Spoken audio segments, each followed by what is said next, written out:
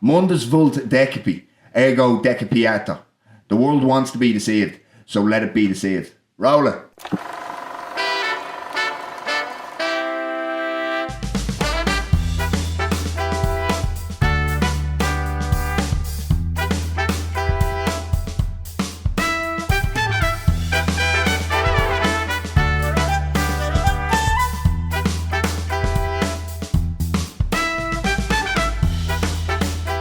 Welcome back to the Cinema Sessions. My name is Keith, and as always, I'm joined by Seamus. Hello. I suppose I did the intro at the start, so let's just jump into it. You did Latin there. Let me fucking do that again. That's stupid. That was fine. Was it? I thought that was grand. All right, I'll leave it in. Go on. You're too hard on yourself. Go on. No, I was just going to say, I think my outlet would have learned Latin in school. Funny enough. How old is he? I remember was he? He was born in 1950.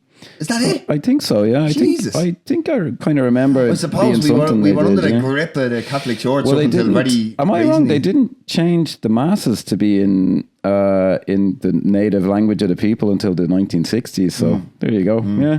But anyway, we digress. Talking about mind control. And, true. People may be wondering as to why I'm wearing sunglasses inside. There is a point. I'm not an arsehole. Yeah. Well, that's questionable. Not doing the Jack Nicholson thing. Exactly. And so on Yeah. and so forth. So, do you want to tell everybody what we're speaking about? We're today? talking about, if you're watching on video here, I have a rather sought after Laserdisc, because this is a cult film, even though it's in the pan and scan format, which is kind of sacrilege on a John Carpenter film. And it's very beaten up. Now, so explain to price. anybody who doesn't know, which is everybody listening, what pan and scan means. Pan and scan is what's the simple way to explain this? If you're a casual fan, if you notice on your television that there's extra black bars on the top and bottom, that's what's called an aspect ratio. So it's the size of the frame. And in older formats, like when televisions were squares, they would just essentially zoom in on the picture to make it fill that frame. And so with movies that were originally that width, it's called CinemaScope, or 235 to 1 or 240 to 1, as pedants would make me say. You lost nearly half of the frame. Okay, and John Carpenter uses the full frame very well. He was kind of famous for using that aspect ratio. So this does zoom in on the picture. I actually watched it on this for the first time. A friend of mine gave me this a few years ago, because that's how I first experienced it, would have been in pan and scan. So I wanted to kind of see what was what. And then I rewatched it on the nice Blu-ray here over my cover, which is obviously you would hope in widescreen these days. Yeah. But Laserdisc, by the way, is a format that idiots like me now collect. There's no other way to say it. I wanted to read, I do a spiel, but I wanted to read what was on the back of this, because this would have been from when the film was brand new. And I find it kind of interesting. So we have the tagline: you see them on the street, you watch them on TV, you think they're people like you, you're wrong, dead wrong. They influence our decisions without us knowing it. They numb our senses without us feeling it. They control our lives without us realizing it. They live. Horror master John Carpenter, Halloween, The Thing, directs this action-packed sci-fi thriller about one man's battle against aliens who are systematically gaining control of the Earth. Former World Federation pro wrestler Roddy Piper stars as the loner who stumbles upon a terrifying discovery. Ghoulish creatures are masquerading as humans while they lull the public into submission through subliminal advertising messages. Only specially made sunglasses make the deadly truth visible. Suspenseful science fiction and heart-pounding action highlight this masterfully ironic and startling tale, co-starring Keith David and Meg Foster. This LaserVision disc is encoded with stereo digital. I won't go into that.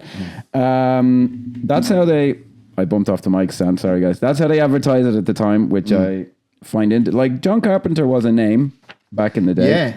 He has kind of become a cult guy now, but he was genuinely a name back then. Yeah. So the film is based on a short story, 8 o'clock in the morning, by Ray Nelson. It was written and directed by John Carpenter. He goes under a pseudonym. The film has a 7.2 rating on IMDb with a Metacritic critic score of 55% and a user score of 7.4. On Rotten Tomatoes, it holds a critic score of 86% and an audience score of 80%. They Live grossed approximately $13 million worldwide against a budget of about $4 million. And on a personal note, folks, if you ever begin to think that the world is against you, seek no professional help and start a massacre as soon as you possibly can. That is medical advice as well. Should I say I'm being ironic because some cunt will fucking sue us now. Well, it doesn't matter because nuance is dead on the internet. Yeah, it doesn't exist. A guy accused me of lying to push a false agenda because of something I said as a throwaway comment. All right, bro, you spend too much time on fucking, debate forums. He's probably calls me a sophist or something. Yeah. Cook. Yeah. when did you first see They Live, Keith? Last week.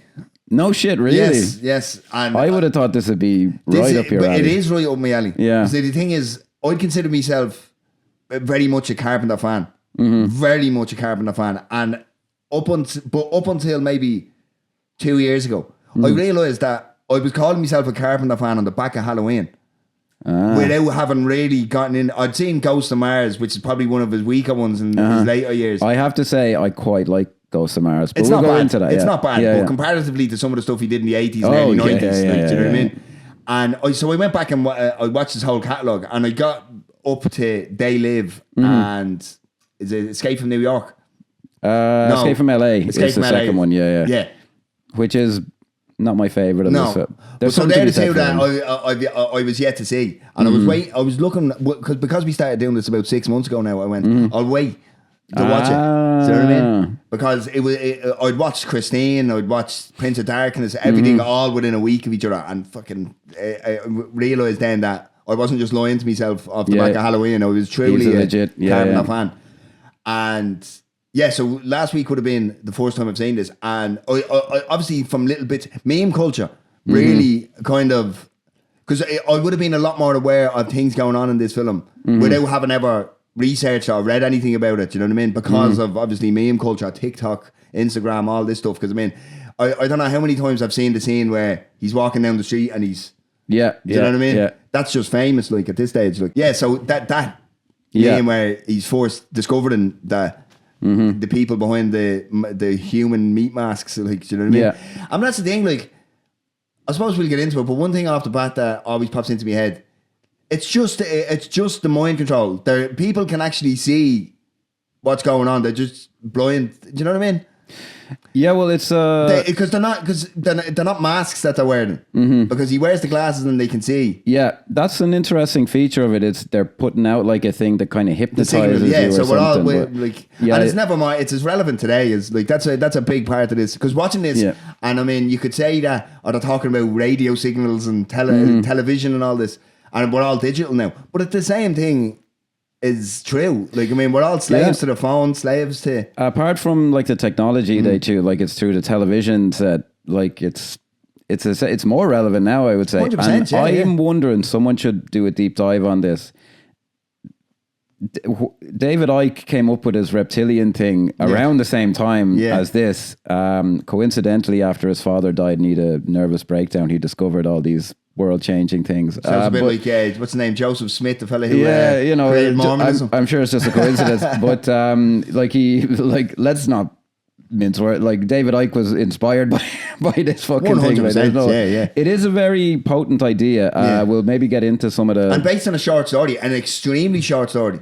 If you've seen it, it's like a kind of graphic novel type short story. Yeah, I didn't manage to find it, but I heard it was terrible. So it's only 5 or 6 pages. Jesus, really? That's how short it is. Like, so it's more of an concept, idea than anything. So it essentially follows the same kind of narrative structure of the film. Guy, I can't remember now actually how he finds out, because it's not sunglasses. I think it's hypnotism. I remember seeing it. There's an interview with John Carpenter. And then he gets everybody to wake up. But what happens is, for whatever reason, the protagonist of this story wakes up and he sees all these gargoyle-like aliens in the crowd and everywhere. Funny enough, John Carpenter said he didn't like that and he changed it to he said that was hokey. That actually kind of sounds good, I think, because it's nearly an accident. But if you've seen the animations, like illustrations of what it wouldn't work. Okay, because they are really. Oh, that's right. Yeah, I did actually on the interview with him. They cut in kind of things from. I was like, Jesus, they sound Like, you could maybe argue with how great the makeup is on the aliens in this, but they were blobs of things and all this. I first saw it on just. I was actually lamenting about this the other day. You used to actually sometimes just not see all of a film because it'd just be on television and you couldn't rewind it. Yeah. So I missed quite a bit at the start. And I think I started watching it around the most famous bit where he's on the glasses. He goes on, and we'll talk about it, but where he walks into the bank and all this. Yeah. And do you know what? I actually, just to interrupt you there, apologies, but that line, because obviously that line has been. Yeah, I knew the line from before from the video game Duke Nukem. I knew the line from the IT crowd. Did I say? Oh, he does. Yeah, where Richard Ayoade goes, I came here to drink milk and kick ass, and I'm all out of milk. Yeah, I remember because Duke Nukem was a video game and he said the character, it's like a Doom knockoff basically, Duke Nukem, and he says lines from Ash and the Evil Dead, and he says his line from this.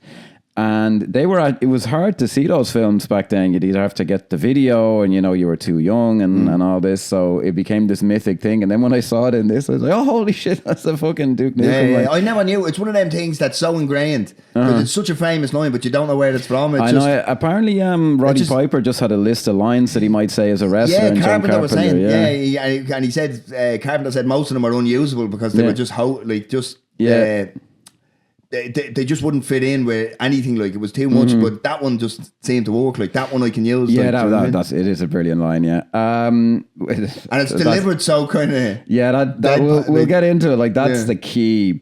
Oh yeah, bit of the whole film. But so we'll hop into the film. I have to say what I really like about the film is it's the kind of film that I'd imagine, now maybe I'm slandering the man, but it strikes me as a kind of thing like the critical drinker be like, back in the 80s, they used to do these films properly and blah, blah, blah. That's not actually, he does a different Scottish accent, but I bet if they fucking made this film today, the likes of him would be complaining. Like, they'd be like, oh, why is there no security around this thing at the end? And why is there none of this? And maybe these aliens are just there doing their jobs or whatever. And I'm like, no, what I like about the film is it's completely blue collar perspective. But this is the thing that I love about this, and we can probably get into the more thematic kind of, because I mean, I don't think, because you could argue that, John Carpenter's clearly a socialist then or something like that, but I don't think that's true. No, he's like a kind of a libertarian. Yeah. So, but again, he just doesn't like corrupt power. He doesn't believe government is bad. He believes good government is good, bad government is bad. Like, he's not all about, he's not banging you over. The thing that works is he's not moralizing or anything at any stage. He doesn't stop the film and go, well, this is why this is wrong. Yes. Whereas a lot of the people watching it, like maybe the critical drinker and stuff, a lot of right wingers who would actually in Facebook, Discord, chat servers would be arguing about, they control the world, this, that, and the other thing. They're actually looking at this and going, oh no, this is great because they're out here working and it's capitalism and it's all. Yeah, well, there's a key line in it that we're introduced to Nada and he's going through, and it's very well done, very authentic. Very Americana, which I think is important. And the side of America you don't typically see, especially in the 80s. I just want to say we're being slightly unfair. Like, you don't see a lot of movies from any countries portraying themselves as negatively as he portrays it. But the key line for me is with Keith David, who's amazing in this. As usual. And he goes, and he just tells it from his perspective. What I kind of see the point of the likes of Critical Drinker is, it's very artless a lot of the time now, where people will just drop in like literal slogans. Man, it's either, we have nothing to lose but our chains. And I'm like, that is a political slogan that you're just putting in someone's mouth. Yeah. Keith David says, I was working in a steel mill and they shut it down. We got laid off. What did they get themselves? Raises. Someday we should take a sledgehammer to their fancy. He just tells it like, I'm a guy in a situation, someone fucked me over. Yeah. He doesn't make a thing of like, richer. Yeah, he does occasionally say, in the next scene now, to be fair, he kind of lays it out and he goes like, he kind of describes what capitalism is, which is like, we're all out for each other. But he tells it from his own point of view and doesn't sloganize it. And it just seems like this is just a guy explaining how he feels, as opposed to, I'm going to put my political opinions in someone's mouth. In a scene just after this, I believe, is where the Roddy Piper and Nada and Keith David's character are having the back and forth. Yeah. And Roddy Piper, somewhat naively, you could argue, given the context of the film, I believe in America. I believe in this. Like, you know what I mean? And it seems like this is what he would say. But that's the thing. That's the beauty of Carpenter was, it's not moralizing. It's not saying this is right, this is wrong. These are two guys. These are two working Joes. Do you know what I mean? And I mean, you could argue that like it's the kind of Americana. Oh, every man American becomes the hero who shoots all the bad guys. Like, that's a very Western style kind of trope almost. You know what I mean? Like, but it works in this context, and it doesn't. And it's not bashing you over the head. Like, and it's not trying to say, oh, the American man is a great man. He's boiled it down to it's a working man story. So this working man can be put onto an Irish context, an English context, the working class in any context could be this guy. Yeah. It's not, even though he does have that line, I believe in America, but that could be anybody, because you know where the melting pot in America is. Well, yeah, I think that's what it is a political film, but it's not overtly political. I'd argue all his films are extremely political. Well, it's the difference between, like, if you listen to like an intellectual going on about, like, you know, capitalism is inherently like this, or you just go, man, my fucking boss fucked me over. Like, you can, both of them can be right, but the second guy is maybe not coming at it from an intellectual, like, you know, like, meta, like, overarching perspective. But I would naturally feel more sympathy for a person, and that's the strength of it. Like, the film was a little criticized there was actually quite a good review of it by a guy called Jonathan Rosenbaum. It's a very highbrow kind of a critic. I annoyed him once at a screening where he did a Q&A because I said I thought a scene in an Orson Welles film was cynical. And he has a political issue with the word cynical, and I mean it in an Irish context, which is like, I don't think he was taking it seriously, and he took it as in like he was being horribly negative about it.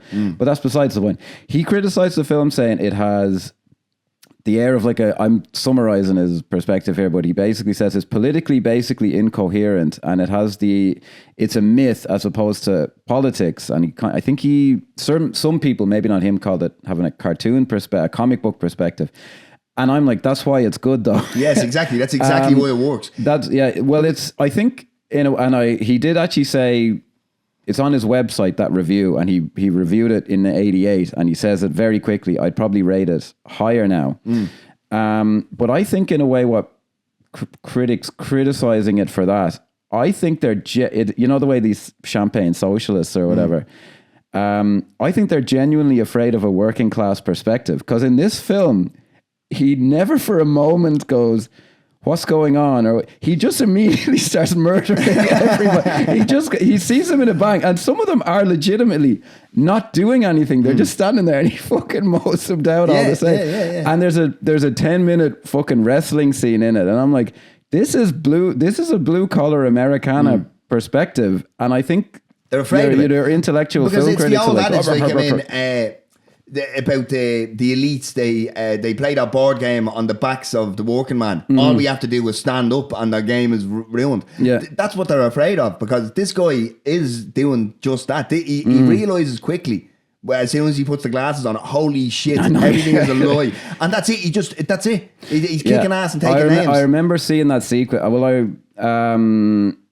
I don't know that we need to go, because it's a film. I love how simplistic, not simplistic, but how simple the story is. It's A-B storytelling. It's this, therefore this, therefore this. It's very well structured. And I have to just a tip of the hat as well, because it ties into the casting of Roddy Piper. I thought was a genuine masterstroke. Because you'd never call this like a polished performance, like by any stretch. But his charisma. Yeah, he has the charisma for the role. Like. He reminds me. He does actually nail one or two scenes where he has to be like an actor, but he's carried a lot of it by the kind of Schwarzenegger-esque charm of like you can tell he's trying. I will get to his big kind of acting scene later. But my only issues really with Roddy Piper are the scenes where he's required to laugh, because it seems very. It's unnatural. Well, what I thought was genius about it was he plays it incredibly subdued. Like he really does not say a lot. He's very laid back, like. And then when it explodes out and he becomes like I'm not a huge wrestling guy, but I believe similar to his like persona. Put the glasses on, like that's his wrestling persona.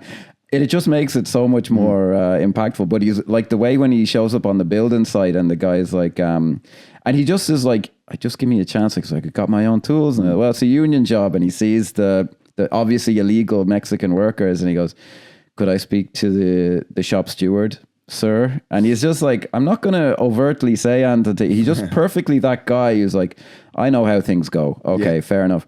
But then he also does like where he goes to the boss like, hey, you can't sleep here tonight. Like the boss knows he's homeless. And he's fucking... Well, he did arrive with everything on his back, a sleeping bag. But he knows, like. and he was like, hey, when do I get paid? So there is like that, he is like, hey man, you're not fucking me up. But what I find great about the film is that guy, he's a working guy as well. Like the film does not separate it from, now it is very Reaganite yuppie kind of a thing. Yes. But there's people like the homeless guy sells them out. That guy is not the guy, the head of the fucking the resistance. The building site guy. Yeah. He is not. He's probably not an alien, like, but it's just like, hey, we're all kind of nasty to each other. I'll go into maybe what I think. But I mean, that's Keith David does explain. Everybody's trying to do you out of it, like, do you know what I mean? Well, we'll get into it later in the film. I have a theory about what the aliens kind of metaphorically represent, which is very pretentious for a film that's admirably unpretentious. Yeah. But I do like it's so well done, and it doesn't he makes the connection with Keith David very quickly. So it's because that's it. I mean, at the end of the day, if you're like, I mean, I don't know about your own situation growing up, but I consider mine extremely working class, like, and that's how working class people you can be best friends within seconds, because there's a certain kind of knowledge of the struggle or something. I don't know what it is. There's just something innately that you go, all right, you struggle, okay, grand, right. I just love how they set it up, because he's initially like, Keith David is very good to him. He's like, hey man, if you want to follow me, and they call it Nada is what the character is kind of called, which is a great kind of a name. And he just kind of doesn't say anything, and Keith David's like, fuck you then. But he still follows him. Yeah. And I just love the way it's very unsentimental, the way it's built up.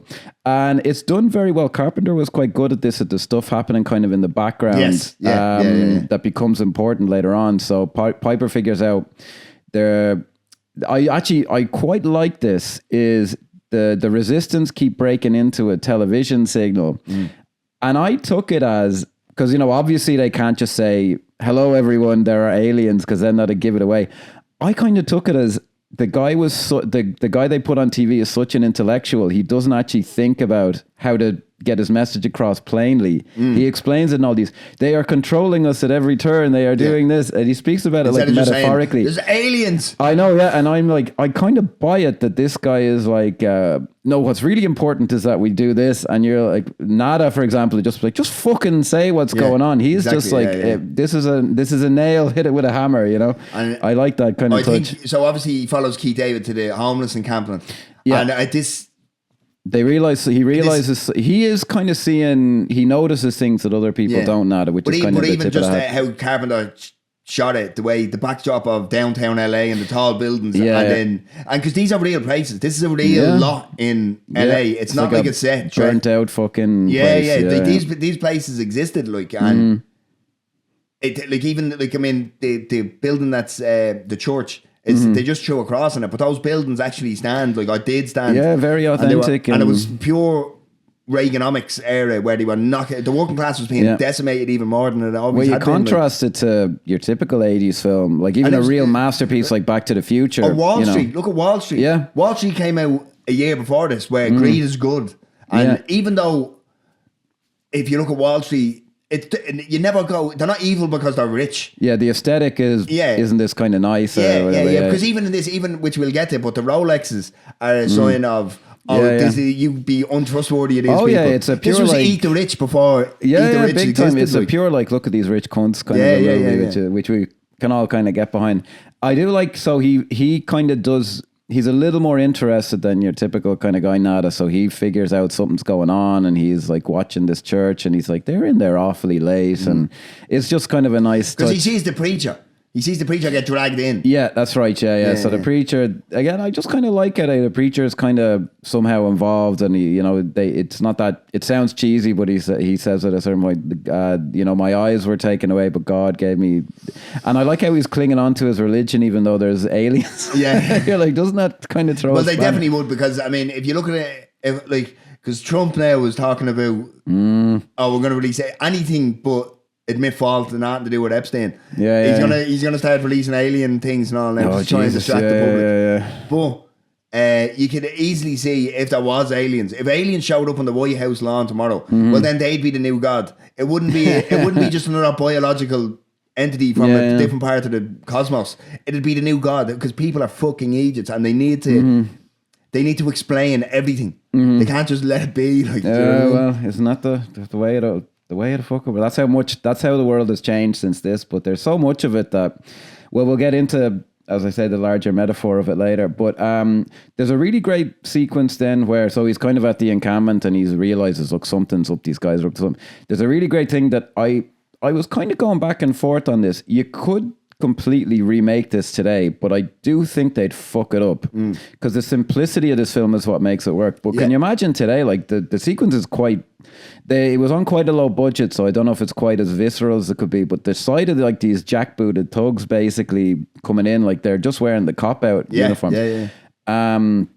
Coming in and just raising the place unambiguously. The villains, like very, it's an anti-cop film essentially. There is maybe a slight tip of the hat to. No, I wouldn't say. There's a bit later where the guy's a human and he lets that cop, but it is essentially like, these cops are. We can maybe talk about the realism of if you're a fucking alien and you have to work as a cop. See, the problem.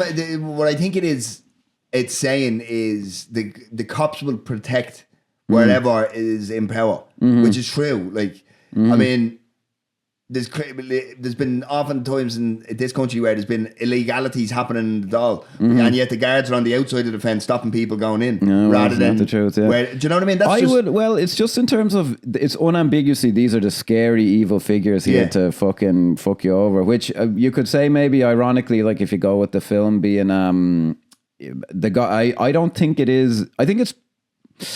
As I say, it's told from a certain perspective. You could maybe say politically, but I think it was Reagan who said the scariest thing you can hear is someone saying, I'm from the government and I'm here to help. So the cops are here to, But I just think there's a lot of meat in the bone of, I hope they don't remake it in a way because I think they would overly politicize it. But I don't think they would. They might remake it in a different, like they're making Animal Farm. I didn't mention this before. They're making Animal Farm and they're doing exactly what Orwell said not to do. Don't make this about capitalism. Right. Ever. It's about it's not about he went after capitalism fair and square and a lot of his stuff. Yes, he did, but he said do not make this story about capitalism. And what have they gone and done? Andy Serkis has turned it against capitalism. Oh, no. Which is just make Down and Out in Paris and London, guys. Just do that. That's very anti-capitalist. No, what? Well, I just was thinking today. You could kind of see someone going, "I think we could remake this today," because it reminded me of times of one battle after another, which is, and you look at that sequence. Okay, because I'm like, nowadays there is a great thing you could do today and they do it in one battle after another. I thought these are police officers. They're dressed like a fucking army. Do you ever see that? I just find that really weird that they accept that in the USA. This like is the complete militarization of police they're force. Supposed to be completely separate. And you could do something like that today where it's like they're rolling in with nearly literal fucking tanks and all this. But I don't know. Again, if you just kind of did a straight remake, which would be kind of pointless, it'd actually be quite good in a modern context, but it'd be pointless.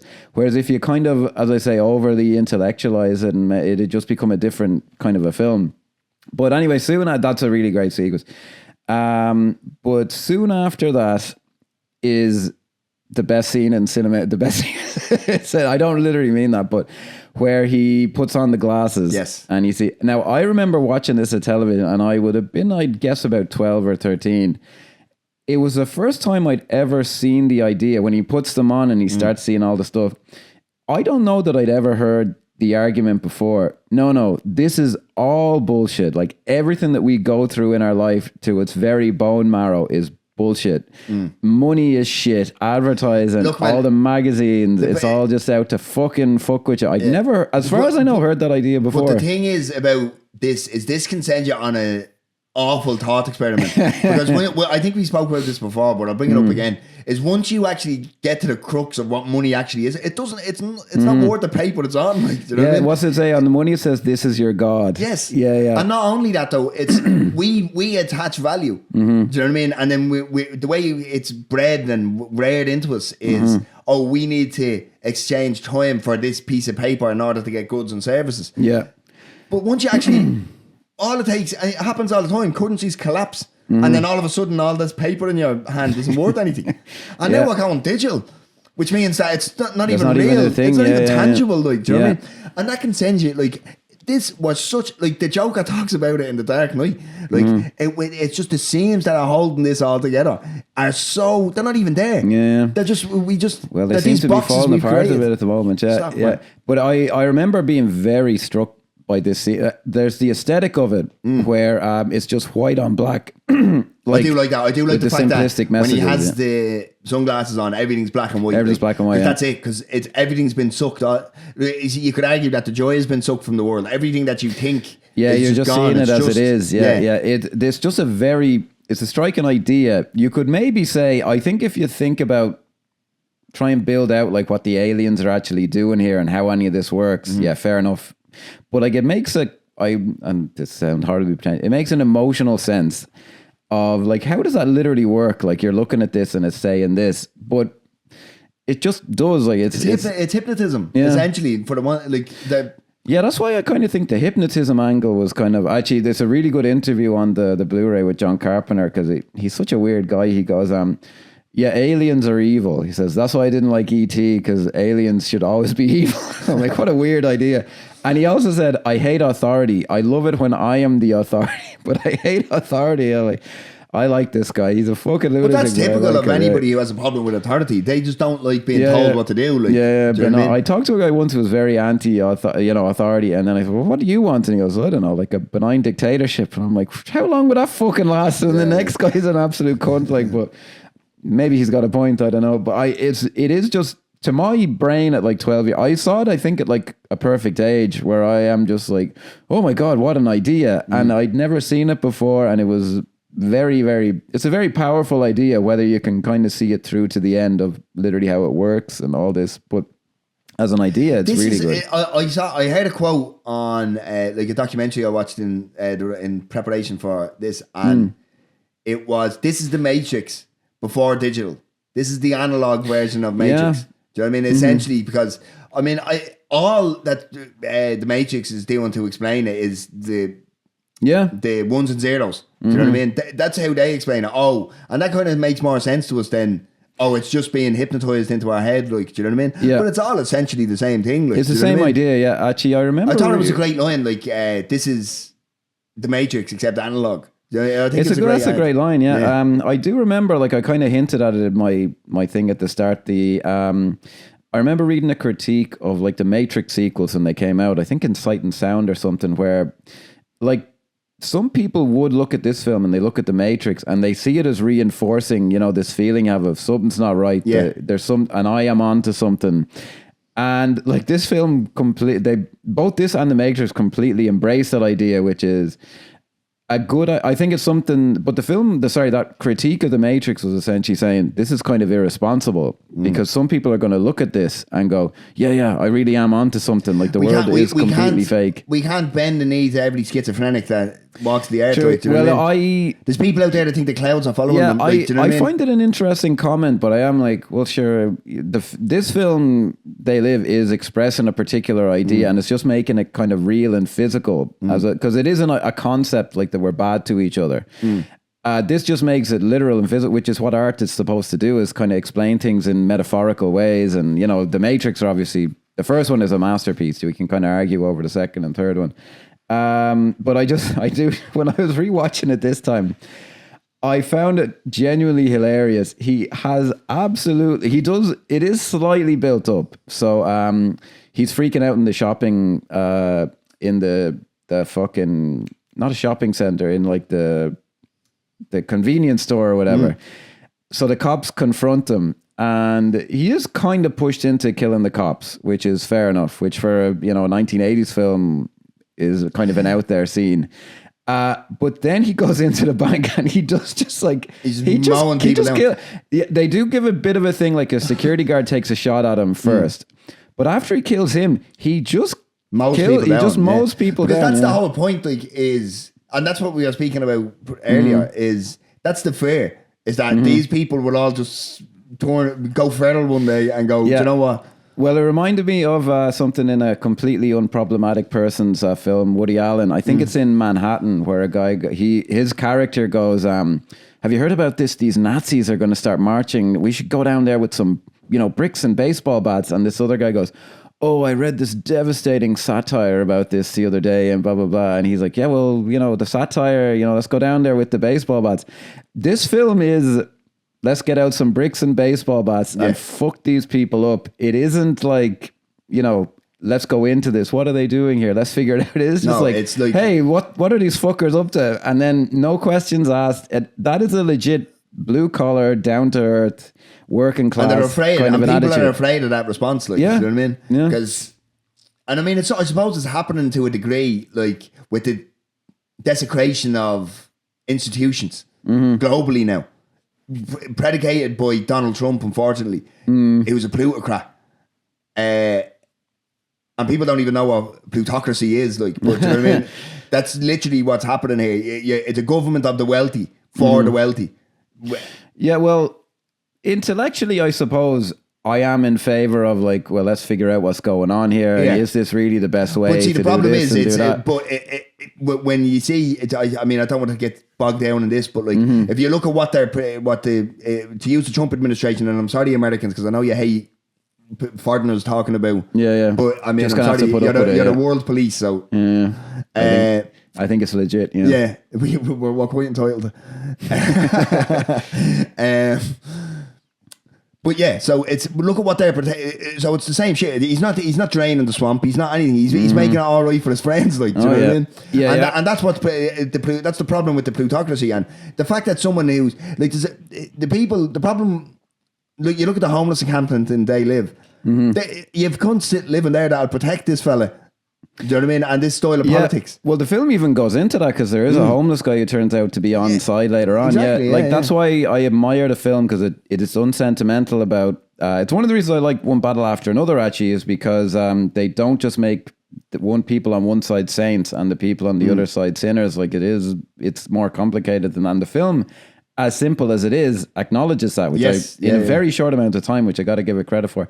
But I did just find it. I just find it kind of funny now is that he just starts massacring all of them. It is unapologetically, and he's just like, fuck it. Because that's the thing. Because I mean, in order for them not to just have that reaction, then Carpenter almost has to go against his type, and he has to moralize, and he has to stop the film and go, oh, and start with finger wagging and like now, like you look at I look at Adam McKay, and you look at films like Vice and The Big Short. He's moralizing the whole time. But he's doing it with irony, so you don't feel like it's being shoved down your throat. Given the context of the rest of this film, if at any stage Carpenter was to stop, and basically explain to us, well, this is why this is wrong, the rest of it, you're like, now I'm being preached. It is a comic book mentality, but that's not bad. But like, what's wrong with that? The film works because of it, not in spite of it. Do you know what I mean? It's not like, and I just think.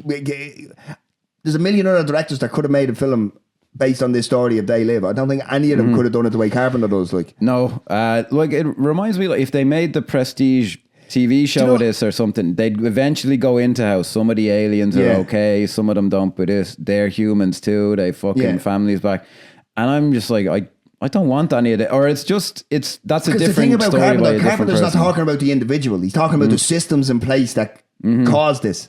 Yeah, let's burn it all fucking. Why are we here asking questions? And that's the thing, because I mean, if it is the case that if for the want of a better way to put it, if he humanizes the ghouls, then all of a sudden the systems aren't the issue anymore. You're starting to debate the models of Roddy Piper, which is not what the film is getting at. It's not what it's getting at all. But so that's why it's so well done, is that he's going against the systems of control, consumerism, capitalism, all these things that numb us and everything that's you read at the start of it. Because I mean, it is true. Yeah, that's the thing about this. Like, you can't argue that that's not true. That we're not subdued by TV, by phones, by algorithms, by all these things. Now, you could argue why that is we're subdued by it. Maybe it's just a human condition. Maybe it's just that we need that dopamine fix and that's it. Or maybe there's a ulterior motive by some of the people who write these algorithms and who knows? You begin to wonder, wouldn't you? Yeah. No, well, like what I find good about, like a lot of people approached it, like especially that guy who I said who wrote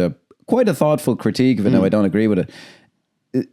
like people often approach films as if they should be the entirety of a conversation or of an idea. Yeah. And I'm like, can't it just be part of the idea? Can't I open the door? Yeah, I can reference this film as in like, well, there's the John Carpenter idea of we just take a brick and a baseball bat to it. That it doesn't have to be like justify it. It's not like a fucking debate like and all this because the internet really fucked up debates and disagreements because now it's become like, well, you have to take everything into account. It's political point scoring now. Yeah, like why do I need to take everything into account? But see, the thing is, in saying that though, because what you just said there about Carpenter's idea is just take a brick and a baseball bat. I don't know if that's completely his idea. That's the story he's telling within the context of it. But well, how we dramatize it here is. Yes. But whether that's what he would actually advocate for, I don't know. But what I mean is because at the end of it, it is the opening of the conversation because everybody wakes up.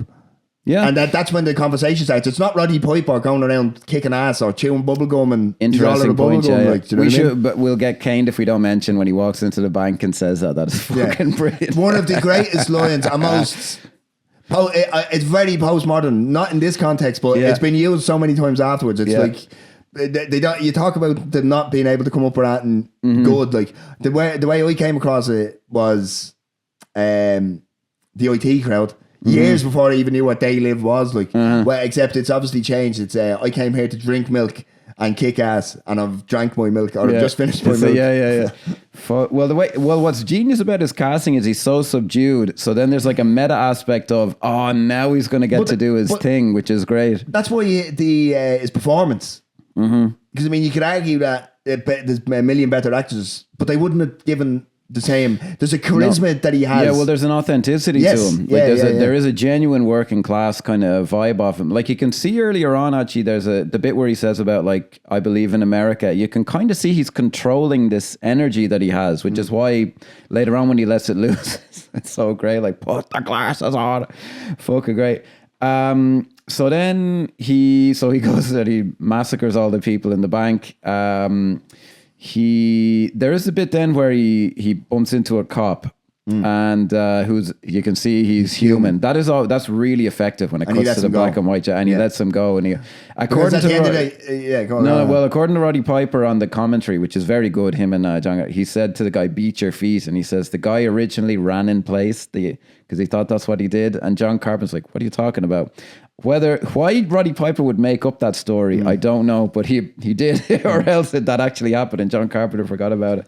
But he is what I really like is you can always see the scene from other people's perspective, because that cop is just like, what's up with this fucking guy? Like, why is he doing this? Because to him, he's just going around mowing people down. They haven't woken up for the one. And the bit later in the TV studio where there's bits where like they let people go, and you can see those guys are like, and the acting is good because like, all right, they're not going to do it. But from Roddy Piper's point of view, it's completely logical because it's like, well, you're okay. But it's like the old adage, like, is thinking or being the only sane man on the planet to make you insane, like, do you know what I mean? And depending on your perspective, it 100% does, like. Yeah, it's so true to itself, the film. I love all that. Then he bumps into Meg Foster. Yes. Very, very striking looking woman, yeah. What's up with her eyes? Those are just her natural eyes. Her pupils are so small, they're like darts. I know that they're very, very green, and she's very striking. She's the type of woman that would look directly into your heart and soul. I know, she's very similar to Charlotte Rampling as well. And who's a British actor? The Hellraiser chick. Oh yeah, I can't remember her fucking name, but they do. She doesn't have the eyes, but she's all she has a similar kind of a look. All right, sensibility or something. Yeah, very good casting. I remembered her very well from this, even though she's fuck all to do. Grossly underused. Yeah. I think it's effective enough. But yeah, I when I rewatched it, I remembered there being more, and there really isn't. But she's effective in that she's so memorable because it's such a memorable look. And she's very it's a solid performance. Don't let it make it sound like I'm belittling her by talking about her looks, because it's not the case. But it's even if she was only in the scene where he takes over the car. Yeah. No, you'd remember it because she's so striking. She's very striking, yeah. Well, what's interesting is the film to me seems like nearly, and I mean this in a way as a compliment, it just seems to me like John Carpenter wrote like 2 drafts and then he just filmed it. So it's very, very pure. And I think if you had put Now, I'm not saying that that's actually what happened, but it has that vibe to it, because I think if you were putting more thought into it, you would flesh out the aliens, which you don't need. You would make it, okay, this guy can't just show up and then the next thing happens. But that's what makes it work. I do think he did put all that thought into it, and he went, no, in order to tell this story, I can't have any of that stuff. It strips it right back. Yeah, it could be either way. It could be he wrote it quickly and just kind of on instinct did because it. Because to be fair, you could argue that because within a year, Prince of Darkness and this came out like very close to each other. And I was listening to a guy who said, we are basically 6 months on Prince of Darkness, 2 or 3 months off, and then 6 months on They Live. So like it all happened within less than 18 months. Like, yeah, my feeling is he just kind of wrote it on instinct. It's possible he rewrote it so much he figured out, no, that's too much. That's true, but if you look at the way Carpenter's style, it does lend itself to someone who goes, fuck it, I'll do it on the night.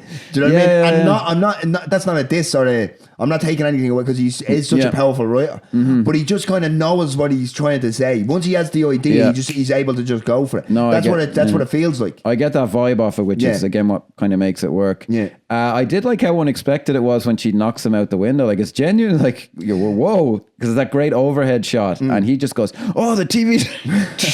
And it's a great stun where he fucking fucks out the window and all this. Okay. Now, I will say, Keith David, the way he plays it. Are we coming up to the greatest fight scene in cinematic history? Coming close. Well, he meets him on the building site first, and Keith David's like, get away. How many people did you kill? And I'm like, Jesus, he's not going to. And he's just like, well, I'm not going to tell anyone, but.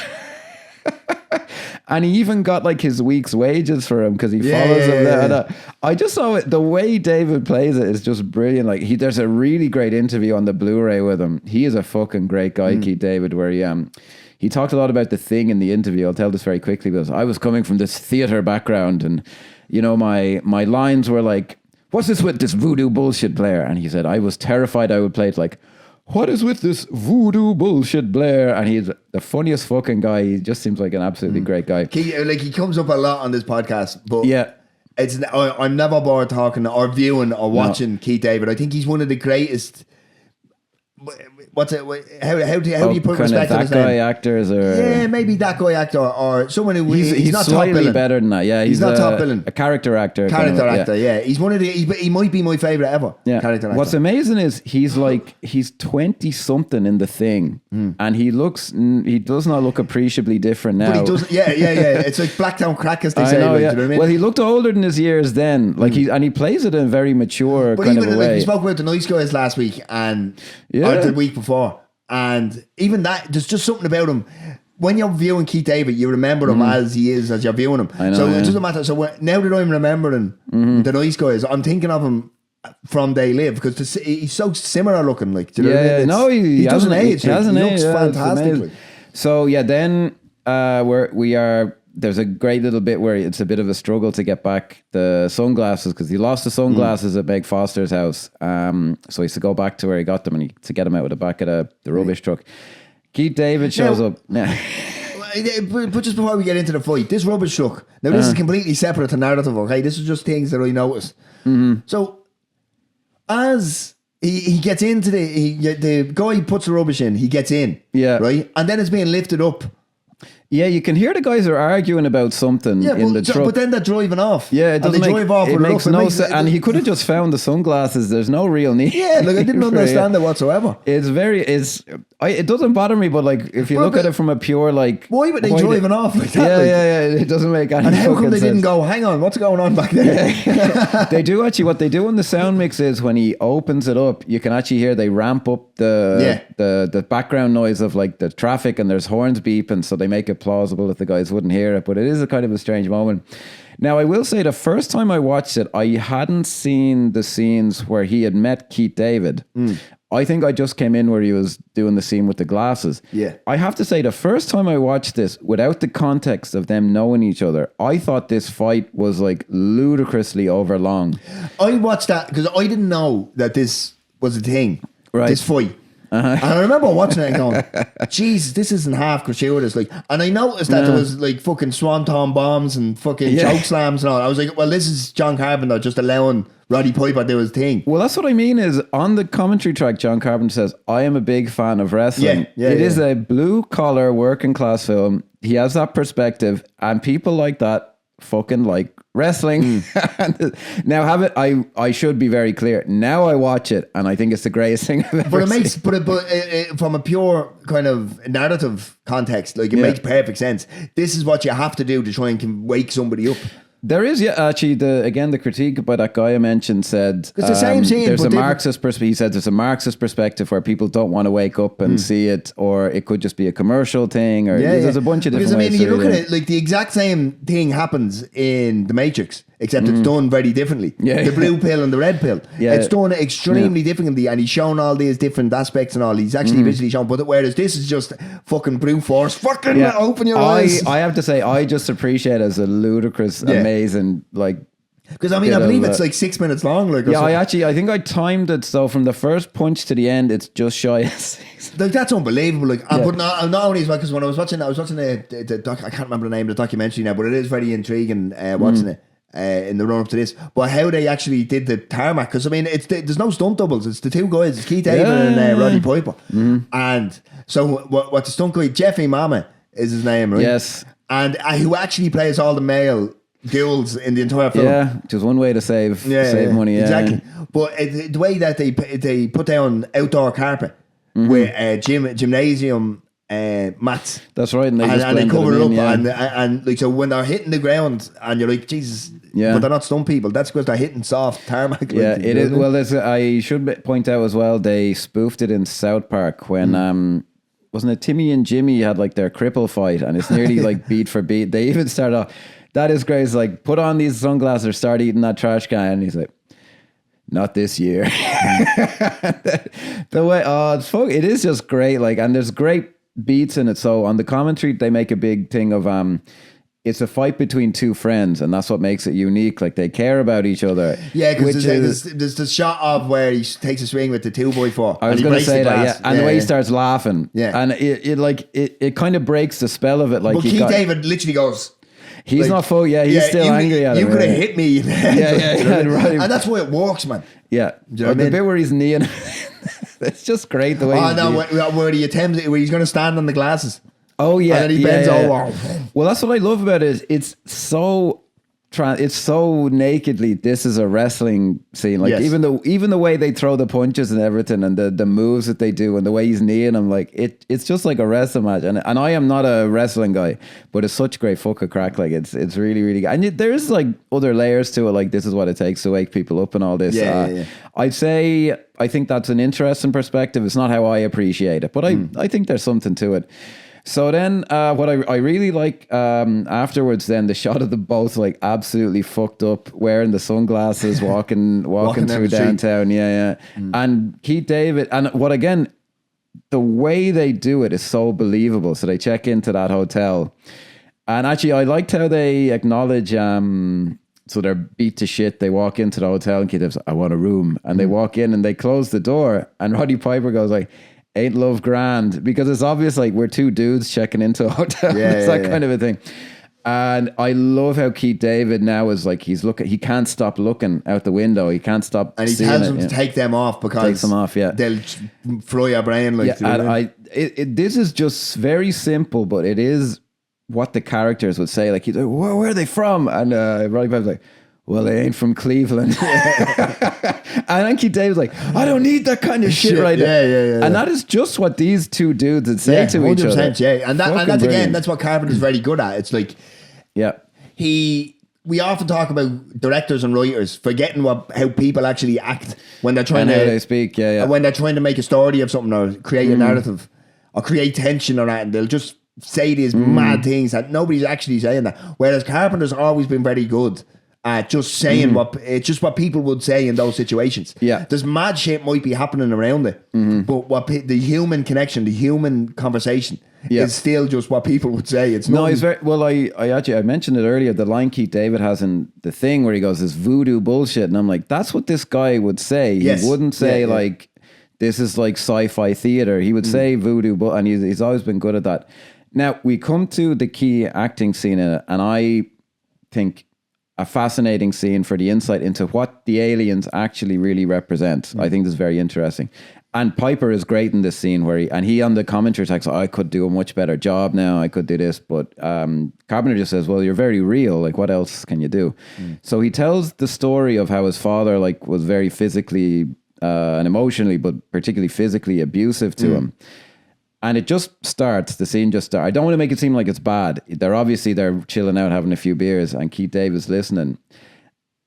I think this is fascinating. So he just says, my dad did this. He put a razor blade to my throat and he made it like he was going to cut my throat and all this.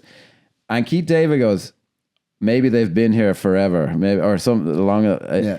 I think the aliens, now there's obviously the Reaganomics, there's obviously the capitalism. I think the aliens in this, going by that exchange, actually represent all the badness. Yeah.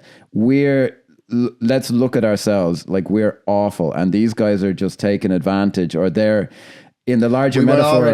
We were already fucked. Yeah. In the movie, they're there and they're influencing us. But like, if you're looking at it, like to map it on, aren't we awful? Like I've just made this a literal thing, but like, isn't this the darkness in our souls? This whole thing. That scene is, and the way it's phenomenally it's lit and the way it's acted and it's brilliant. It's just masterful. I use that word, like hopefully not too much. But like that scene is truly like even the delivery of Roddy Piper, Keith David's response, beautiful writing, well directed. Well, like I mean, like, can you imagine like Netflix making this film today and it's just like a fucking hospital light just shining down on them?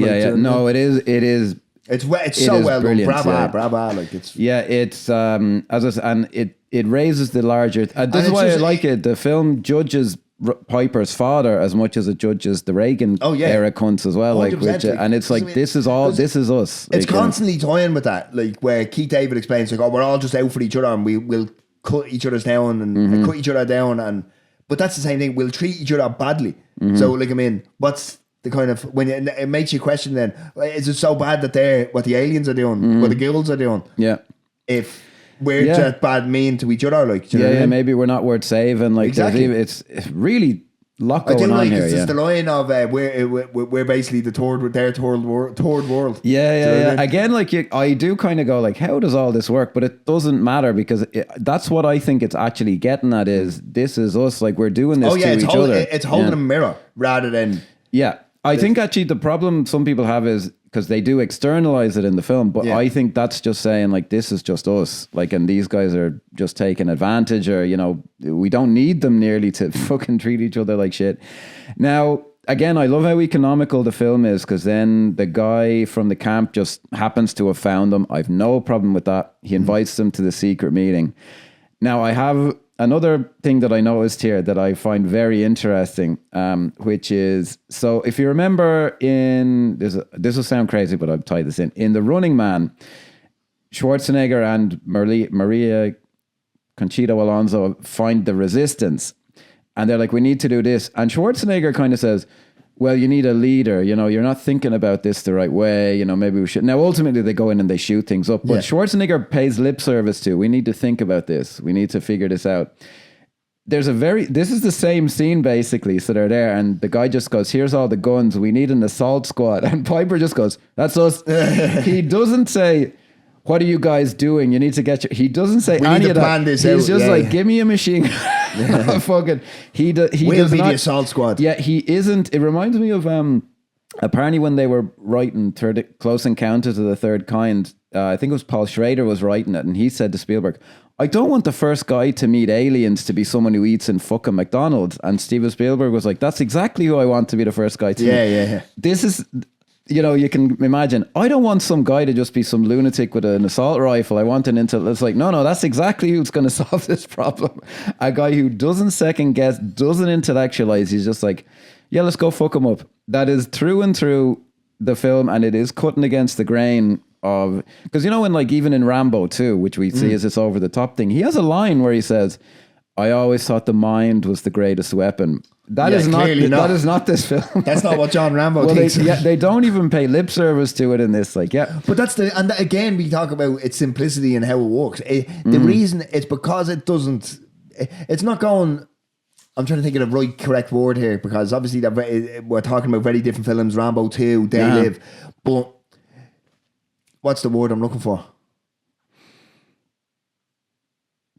perspective, or hang on. put the hand up. Yeah. Let me see what we're at. We're at 59, right? So the word I'm looking for, Jesus Christ, this is annoying me.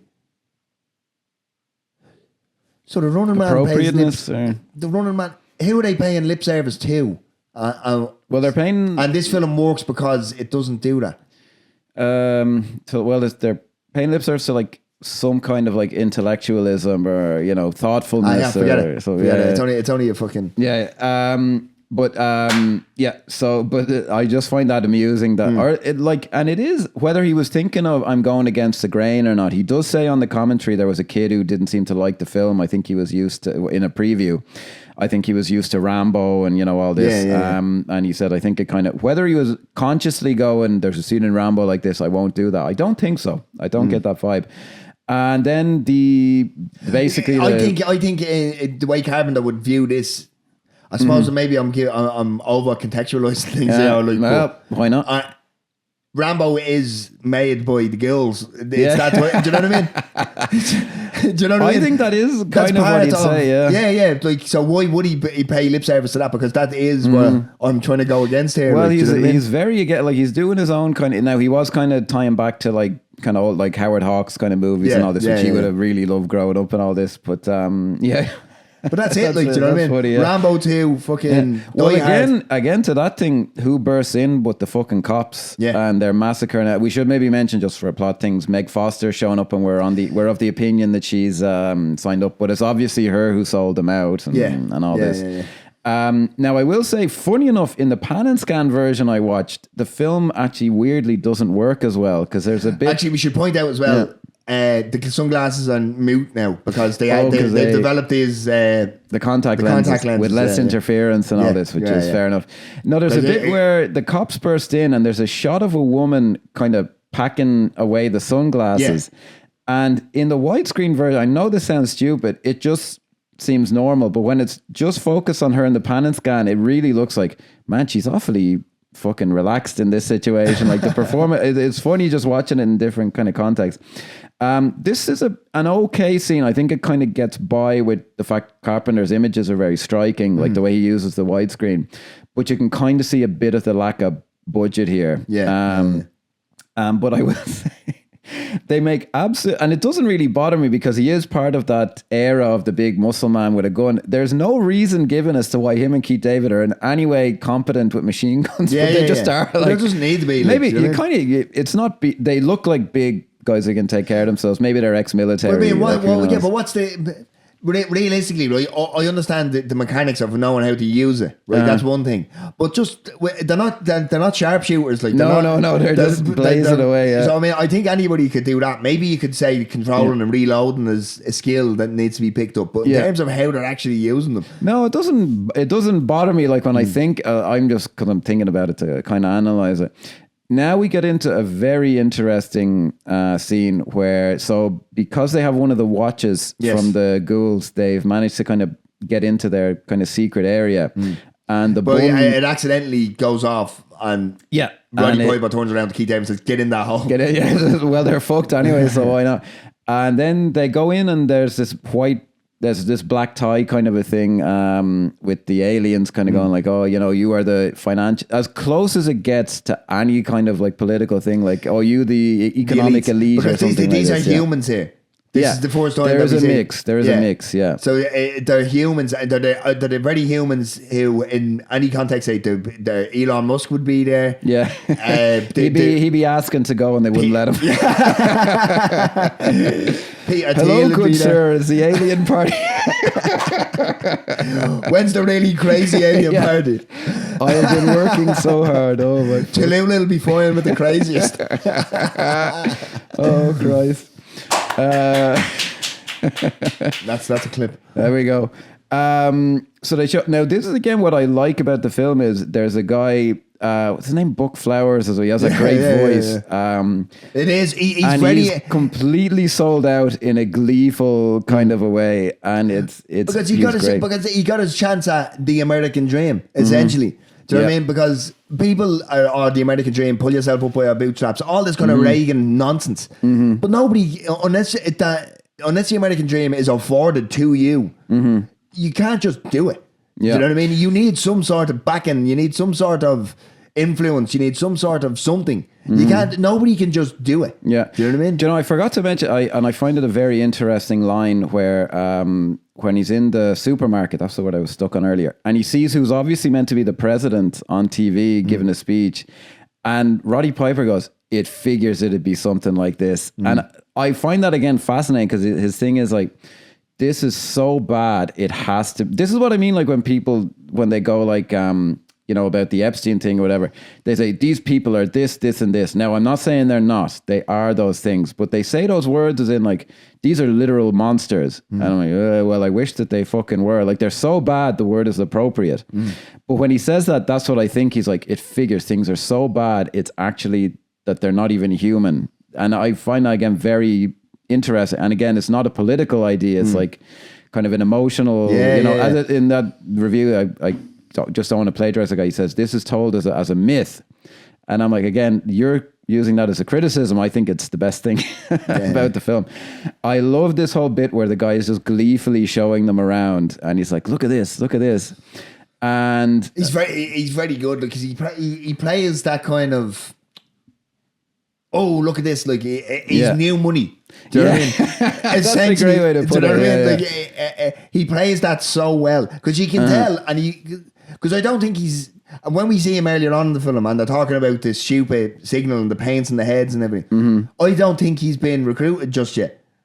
Yeah, I think he's genuinely. He is. Well, he strikes me as someone who never shifts his fucking lazy arse off of that sofa thing. He's just like because he's depressed out of his bin. Yeah, like, do you know what I mean? Well, he just strikes me as someone who, like the rest of them, and you can say like maybe the rest of them are trying to make something of themselves. He just strikes me as a lazy cunt who's they'll give me the free food. Yeah, but it's exactly what people go. Assume everybody on the dole is. It's that guy. Whereas we not anybody who actually looks at it knows that that's not the case. That's what I like is that Carpenter does acknowledge. Yeah, look, some of them are lazy cunts. That's it. And I do love that monologue he has where he goes, "Don't you guys get it? They're running the whole show. There's no more countries. There's no more borders." I thought that specifically in today's context, why it is so relevant when you have fucking Big Daddy Trump just completely ignoring sovereign borders and threatening Iran. It's like he nakedly says it's all business. It's not politics. And like that's a bit we're playing dangerous game here. Like, do you know what I mean? And it's exactly what he says. There's no more countries. It's whoever they. Yeah, might is right. And exactly. Which is a fascist idea, by the way. But Trump's not a fascist. Yeah, of course not. No, there's superficial differences. But what I actually saw in, do you ever see those videos there by a guy called Elephant Graveyard where he's critiquing Joe Rogan? And he's talking about how Rogan has kind of invented his own reality and all this. And he plays that monologue over like a montage of Rogan and all this, and it's still as relevant today. Like there's all these billionaires running things, and like without getting too bogged down or over contextualizing around in today's but to really, if you really want to freak yourself out, just apply this exactly as it is to today. And it's like, oh, hang on now, who's the girls? Like, the film is prescient, we gotta say, and it's timeless. And for something that's that's completely attached to technology, the fact that it in 2026 works just as well as, because think about it, even the sunglasses. Like we're only now getting Meta Ray-Bans, like, do you know what I mean? Yeah, I was thinking, would they do something like that today? But like, there's so much of it that could work. But as I say, I just think they'd have people spouting off like talking points and all this, and it'd just fucking be too much. I think they just make it too on the nose today. Maybe now there is a great version you could do of it today, but I just don't think it'd be good.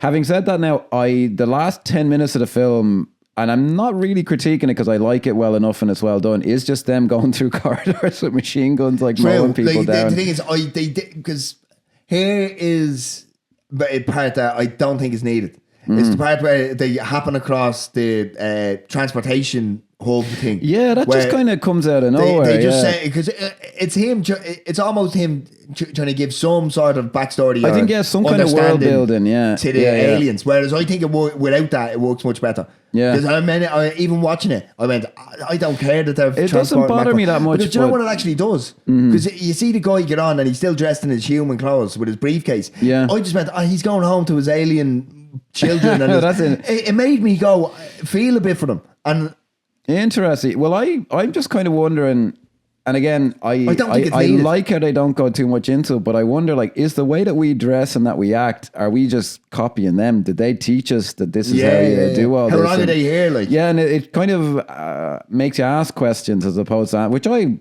appreciate. Yeah, man, you know me from college, like, and I can open the floor to debate. I'm all for it. Yeah. Well, that's the film has interesting ideas in it. It doesn't have to fucking interrogate them down to the bone marrow or anything. Yeah. So they go through and they figure out, look, and it is a simplistic, it's a comic book mentality, and I mean that again as a compliment. If we get up there, we can blow this thing up, and that'll stop it. They get to the brains of the operation, and the Buck Flowers character. It's important to note that this guy who sold out the human race essentially in this context gets away scot-free. Yeah, he just disappears. Because if we haven't mentioned it, the Rolexes can transport them. Yeah. Which I found strange, because obviously, I suppose maybe I'm just at that dawning on me now. So when Keith David's watch malfunctions, it opens up a portal, and then the rest of them just disappear. Yeah, what is going on there? Well, it did say, it's a good question. Maybe that's always where it drops you down or something, yeah. Well, no, I don't think they drop. They just... the full... that's a good point. I mean, I don't really care, really. Yeah, but it's just something that's someone at the may have figured this out. Sound off in the comments. Yeah. I did always like how unusual it's even like just the last 3 minutes, how Meg Foster I just saw the... part where she's packing away the things, and I focused on her. Yeah. And she's literally like, as if she's packing groceries. You'd only notice it in the Panis conversion. We have it playing in the background here, guys. The last 3 minutes are as unusual as all the film is. The last 3 minutes are really like, and I mean this in a great way, weird. Like the way Meg Foster just puts a gun to Keith David's head with no fanfare and just boom, and he's dead. Look, how many films have you seen where someone just starts, like in The Incredibles, fucking poke fun at it? Do you know what I mean? About the monologue and like, how many times have someone just went bang would they have won? Yeah. Do you know what I mean? It's now she kind of does it because she tells him, he's like, hey, are you there? And she goes, I'm here. So there is a slight, but the way she kills, who's a major character who you really liked, and there's no fanfare about it.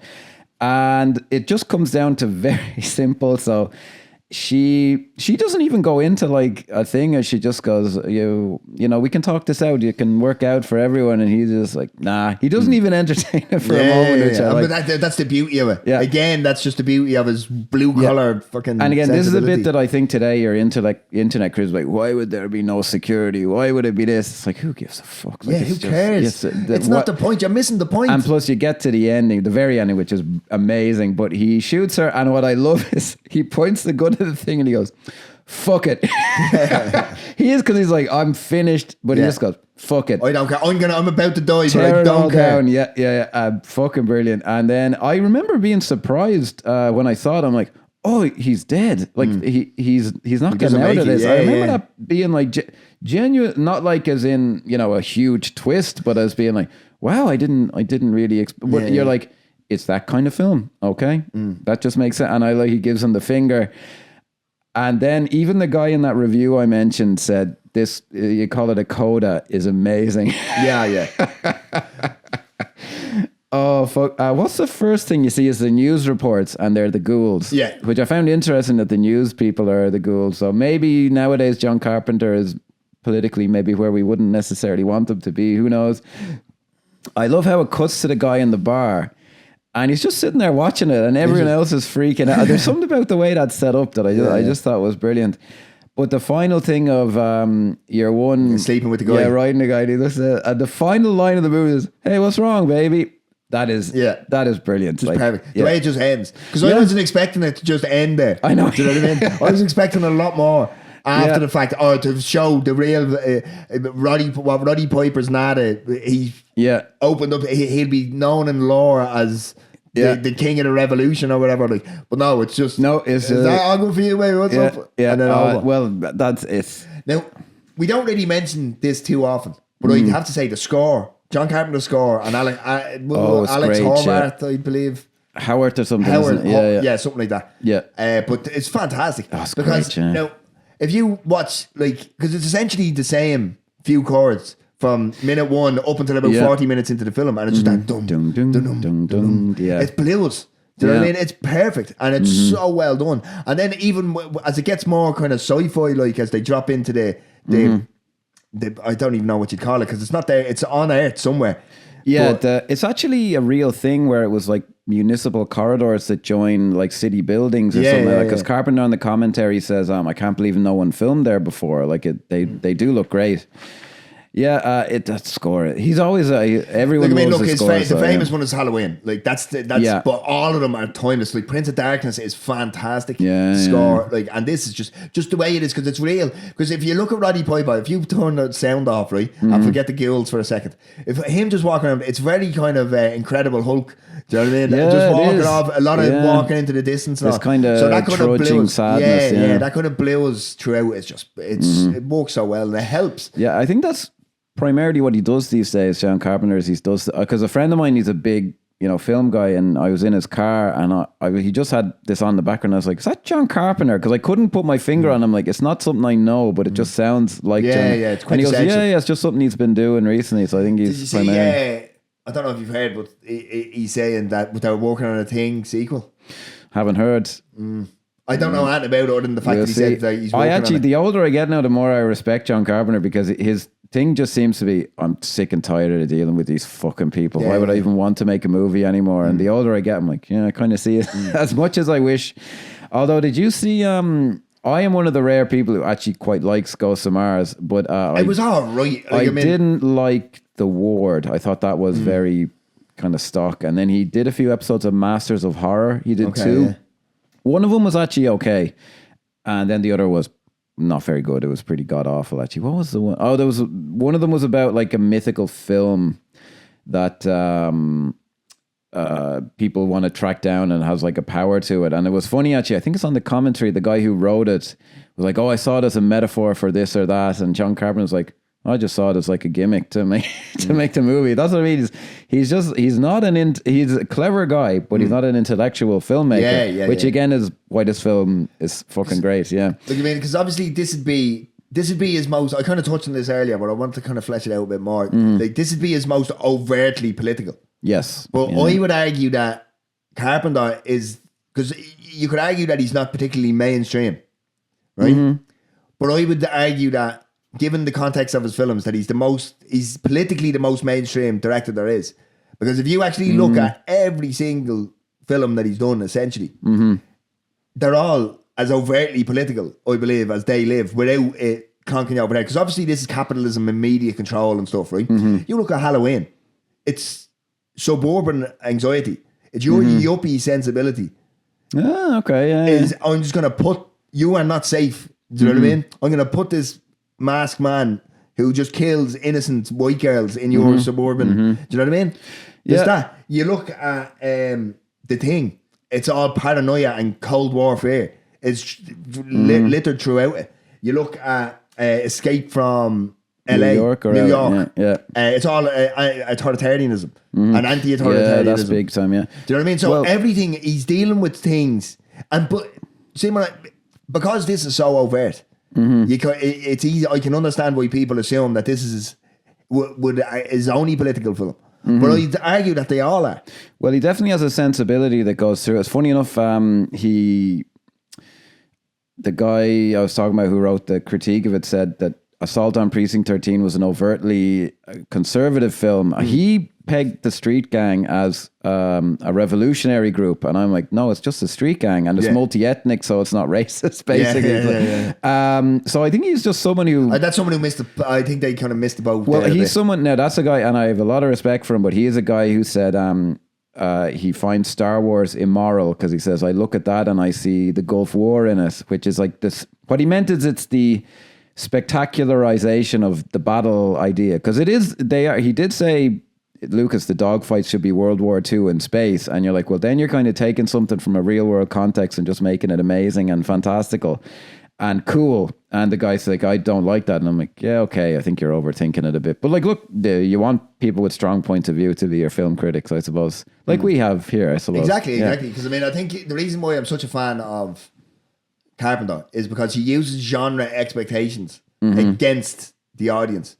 Do you know what I mean? So on the face of it, this is like a sci-fi horror-y type thing. But at the end of it, you're coming away with it with economic critique and like you're questioning things and all. Like he's using the genre to, I wouldn't say to push an agenda. He's just basically saying this is what it is. I don't think he's showing his cards by explaining like in the context that they live. Like we can all sit down and agree, if you boil it down, that these things are bad, and anybody, even if you make money off them, you can say, well, this is it, that's it, well, it's right. We shouldn't be doing this.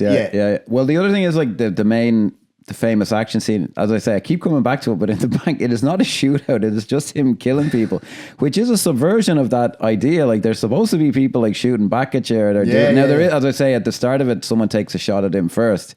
But that is just the inroads into it. Like it's unapologetic. So he's always doing something unusual. Like he's not a straightforward kind of genre filmmaker, which again, he did, I think his style went a little out of step, especially as the 90s went on. I always still quite liked him. He even, I think even in the 80s The Thing was considered like the state of the art at the time. But I think even with this film, it was nearly considered, he was nearly an old-fashioned kind of style director, which again which I think is what people really like about his stuff. He had a different kind of way of going about things.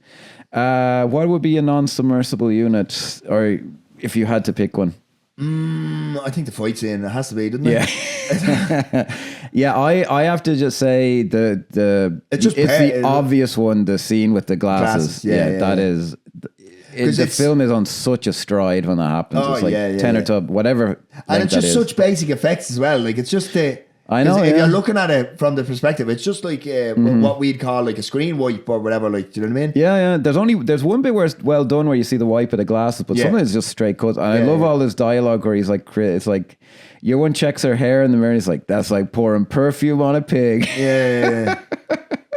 For fuck's sake. Yeah, it just has that great sensibility. I suppose, And I suppose, and it's just again, the fight scene is just like, because I mean, I know you see it in a different context, but I ultimately just and again, maybe I'm over contextualizing, but I just see that as this is what you must force feed people to open their eyes. Like, because think about it, we put up a clip the other day of a clip from The Cable Guy, and we have literally shown people that it's CGI. Yeah. And people refuse to fucking believe it. Like, no, there is. I think maybe. Well, that's why I think it works so well. Is there's other layers to it. I appreciate it on a certain level, but What would your star rating be? I have to go solid 4. I'd say exactly the same. I think it's up there with. Yeah. It's definitely up there. Maybe it's certainly top 5 Carpenter films, I'd say. I would say, just from beginning to end. Maybe hitting the 4-5. I think so. Yeah, it's getting there. It's I love how economical it is. The style of it, the mentality of it, and all. Yeah, really brilliant stuff. Yeah, it's fantastic. Yeah. Come back, John Carpenter. We need you. I think that's it. So, any final thoughts? Or, no. I think that's all good. I think we're done for the week. A completely straightforward, just genre action film. This exactly. Nothing deeper at all whatsoever. Actually, I should point out. Actually, do you remember when Trump was running in 2016? The vision of, I suppose here there's a clear vision on it on the laser disc. So there's a famous image of Trump where basically make America great again, except it's Trump hair and that face. Really? Like it's the ghoul's face. Jesus. And it's actually like when in the context of this film and the context of plutocracy, and so anybody who doesn't know, plutocracy is a government of the wealthy. Do you know what I mean? So it's extremely wealthy people trying to tell not wealthy people how to live life when they don't live in the real world. But it was just such an interesting thing that this has become in 2016 and even up until today with meme culture. This is still so relevant that the artist decided to use that picture with Donald Trump's hair as the "Make America Great Again" slogan. Like, it just goes to show, like, you know what I mean? Just how timeless it is. They still live. They still live. Yeah. On that bombshell, guys. Thanks for watching. Support the Laserdisc format. And punch a fascist. Why not? Go on. See you on the next one. Take care. A friend of mine's going to give me a stick over there.